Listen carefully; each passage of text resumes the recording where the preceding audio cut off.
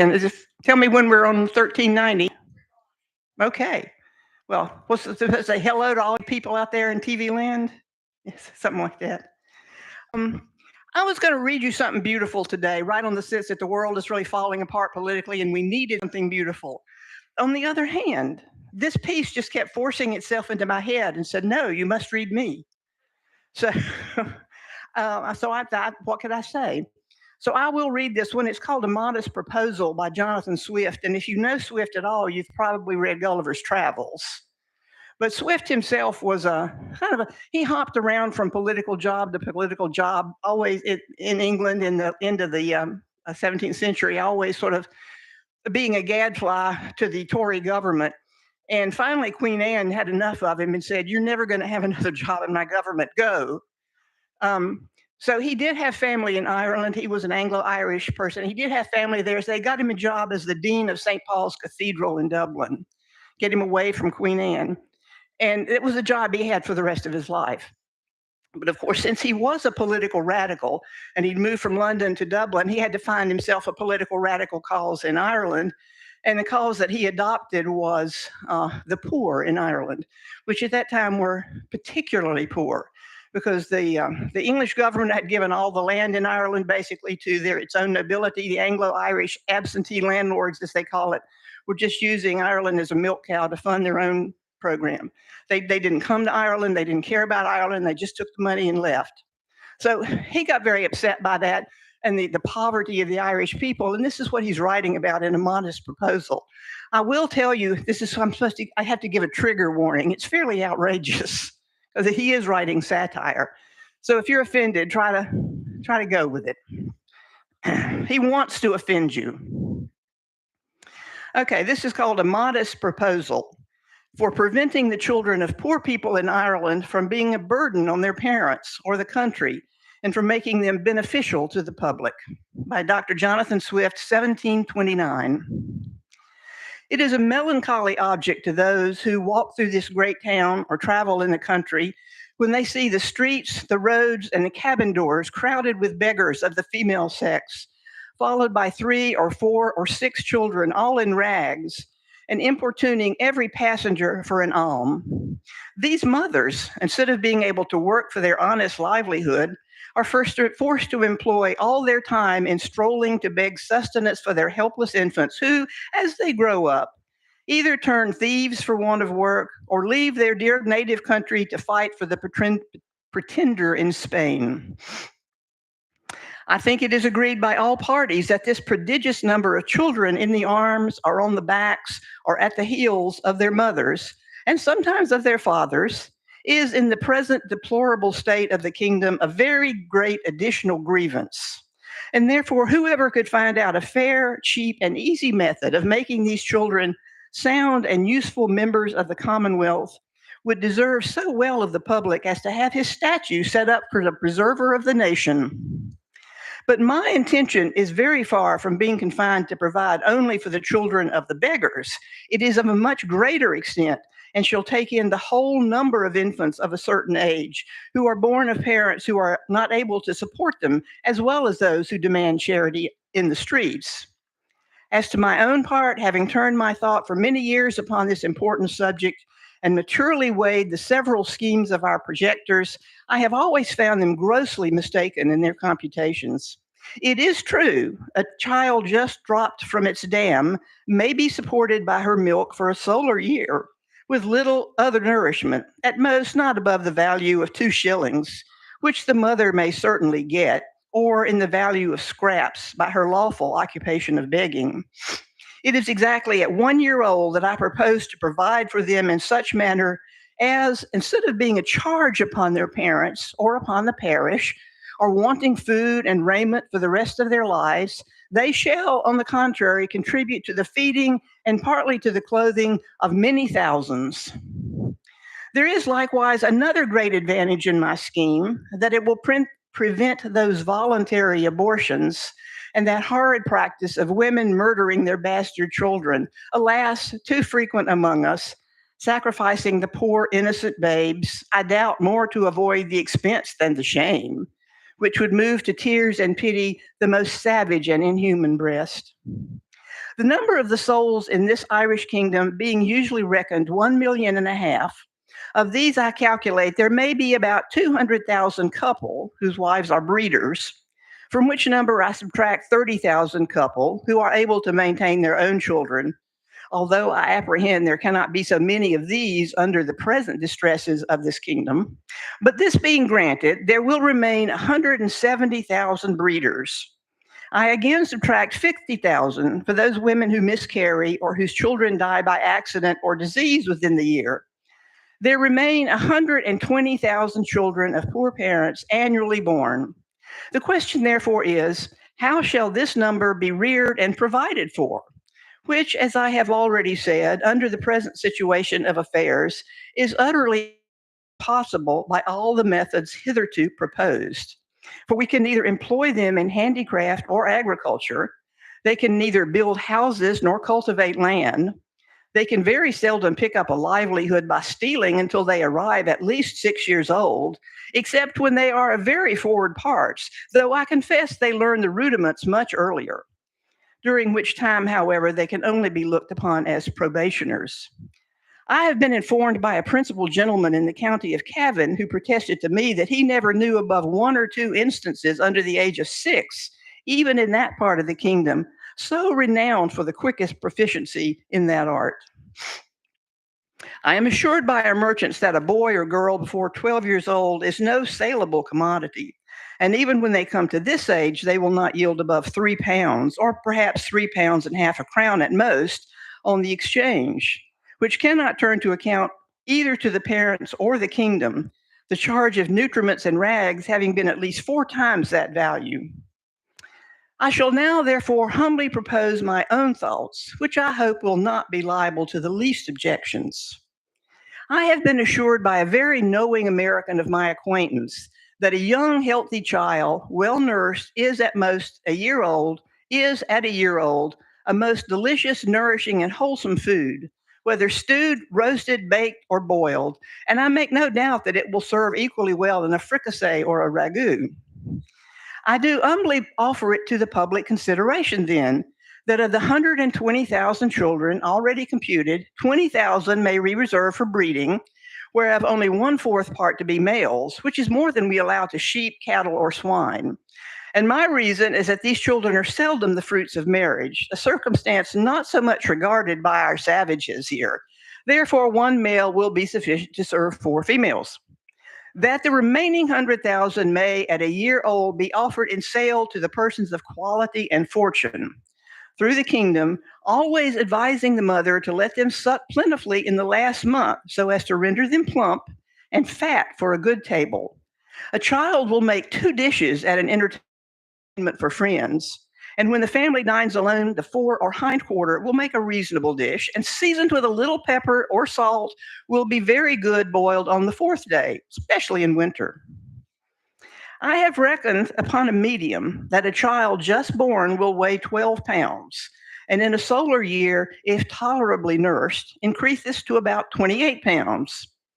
I grant this food will be somewhat dear and therefore very proper for landlords, who, as they have already devoured most of the parents, seem to have the best title to the poor children.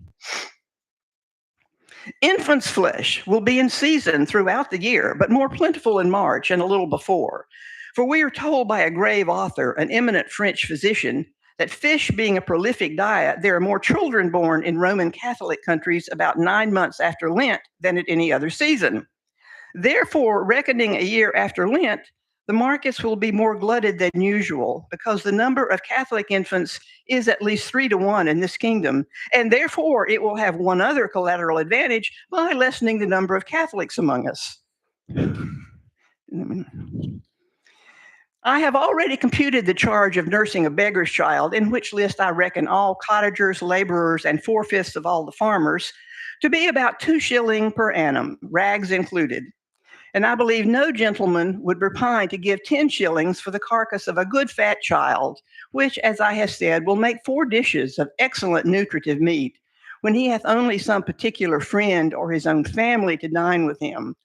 Thus the squire will learn to be a good landlord and grow popular among his tenants, The mother will have 8 shillings neat profit and be fit for work until she produces another child. Those who are more thrifty may flay the carcass, the skin of which, artificially dressed, will make admirable gloves for ladies and summer boots for fine gentlemen.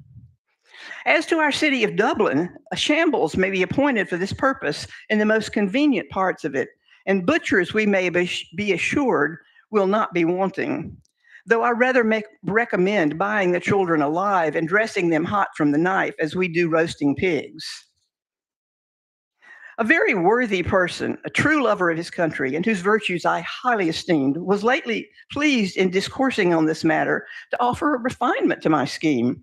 He said that many gentlemen of this kingdom, having of late destroyed their deer, he conceived that the want of venison might be well supplied by the bodies of young lads and maidens not exceeding 14 years of age, nor under 12. So great a number of both sexes in every country now being ready to starve for want of work and service, and these to be disposed of by their parents, if alive, or otherwise by their nearest relations.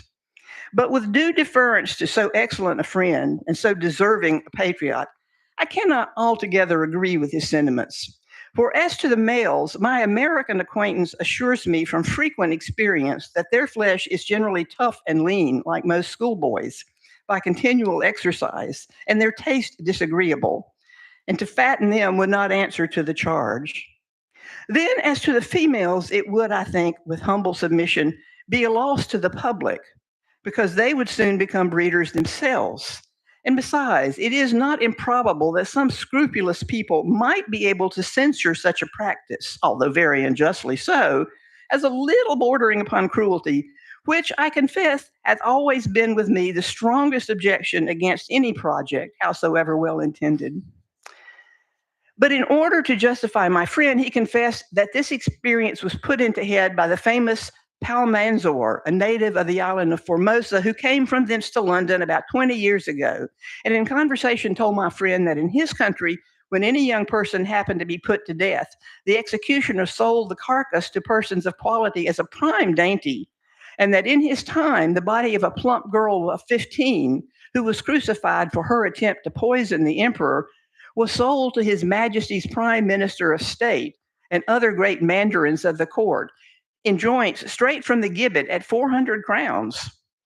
Neither can I deny that if the same use were made of several plump young girls in this town, who without one single groat to their fortunes cannot stir abroad without a chair and appear at playhouses and assemblies in foreign fineries, which they will never pay for, the kingdom would not be the worse. Some persons of a despairing spirit are in great concern about the vast number of poor people who are aged, deceased, or maimed, and I have desired to employ my thoughts what course may be taken to ease the nation of so grievance and encumbrance. But I am not in the least plain upon that matter, because it is very well known that they are every day dying and rotting by cold and famine and filth and vermin as fast as can be reasonably expected. And as to the young laborers, they are now in almost as hopeful a condition. They cannot get work and consequently pine away from want of nourishment to a degree. And that if any time they are accidentally hired for common labor, they have not the strength to perform it. And thus to the country, and themselves are happily delivered from evils to come by that. I have too long digressed, and therefore I shall return to my subject. I think the advantages of my proposal, which I have made, are obvious and may as well be of the highest importance.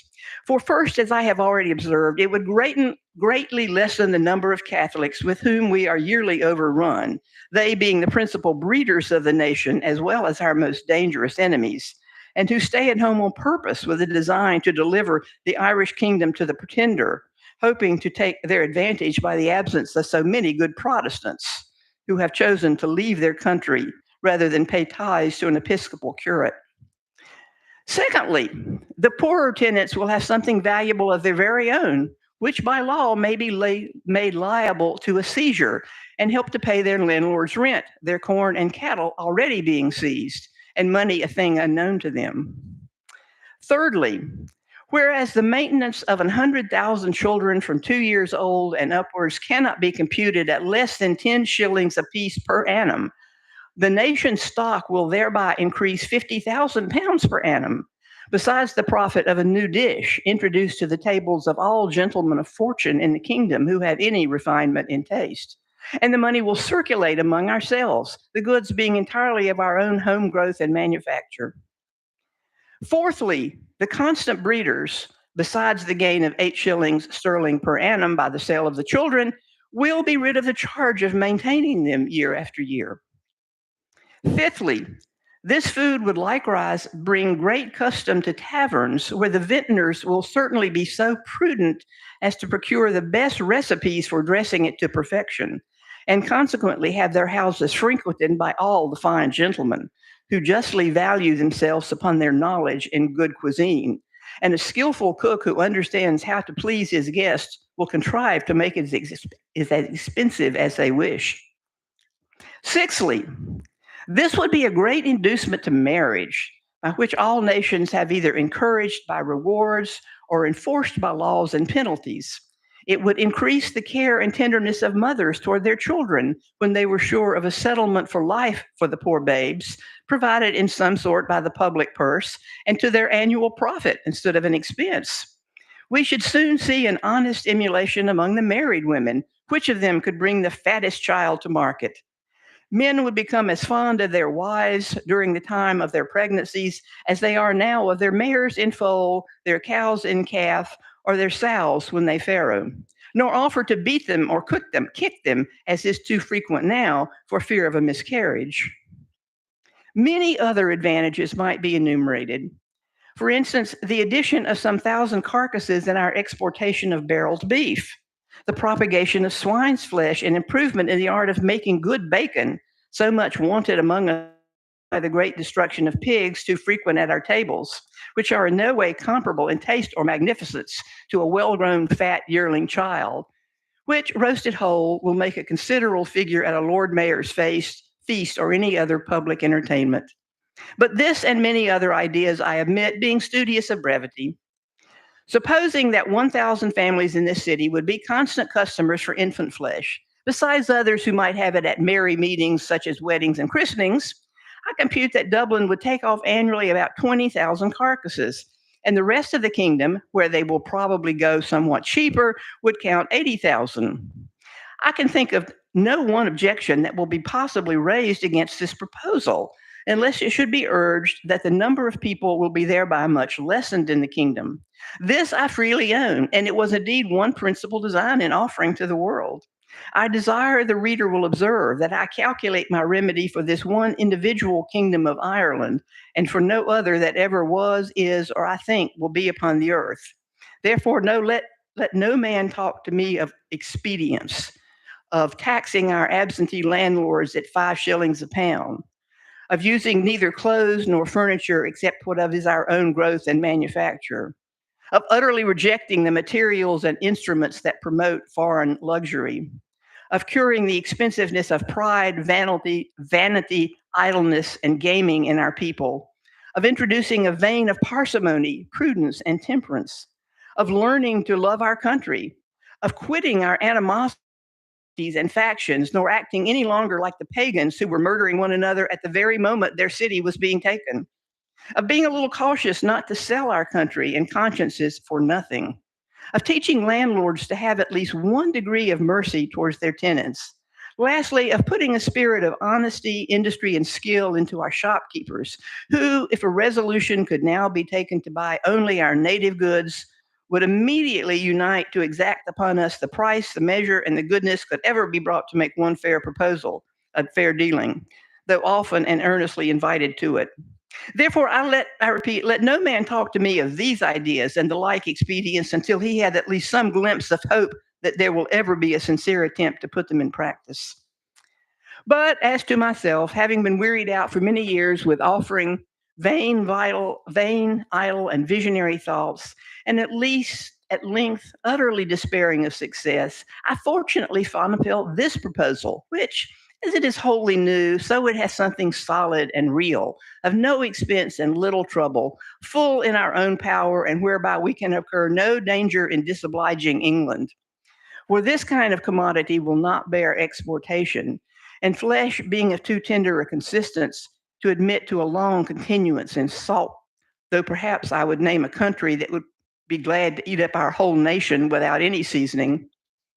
After all, I am not so violently bent upon my own opinion as to reject any offer proposed by any wise men which shall be found equally innocent, cheap, easy, and effectual. But before something of that kind shall be advanced in contradiction to my scheme and offering better, I desire the author will be pleased to consider 2 points. First, as things now stand, how will they be able to find food and raiment for 100,000 mouths and backs?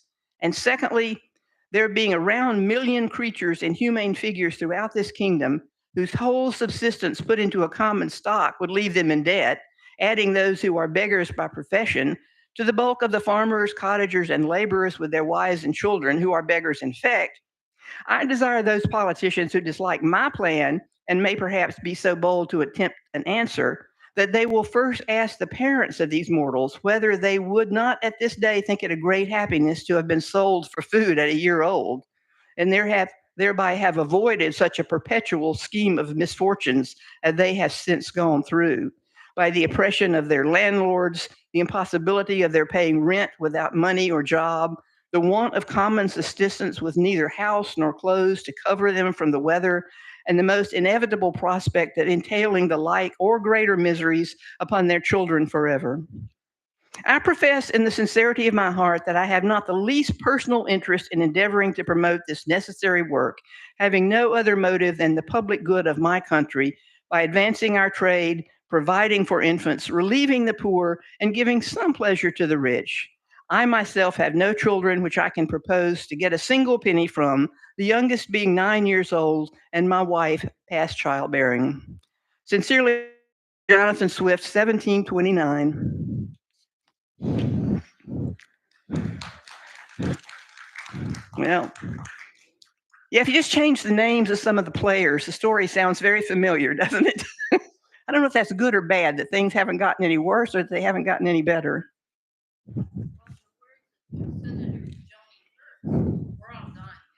Oh, sure.